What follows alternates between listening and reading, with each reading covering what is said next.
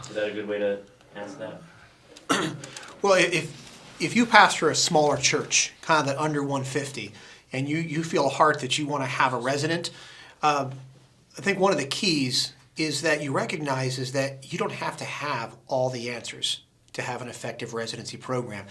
Connect yourself and align yourself with a teaching church, someone who's doing it well and someone who can pour into your life as then you're then pouring into others. Because sometimes when we're in a smaller church, and my ministry, even though it's a mid-sized church now, the first pastor was a church of 30 people, the second pastor was a church of 50 people. And sometimes you have this pressure like, I've got to know everything.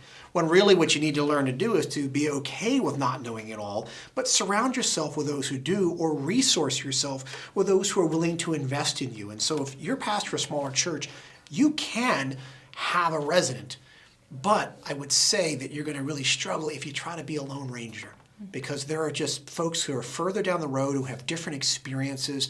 I know in our situation as a mid-sized church, I don't know where we would be if not for the men and women who just poured into us and trained us and taught us. So if you're going to do it, be intentional about connecting yourself with those who are further down the road, who have good defined training processes, and the other is besides the processes, really good curriculum that makes what you're talking about intentional.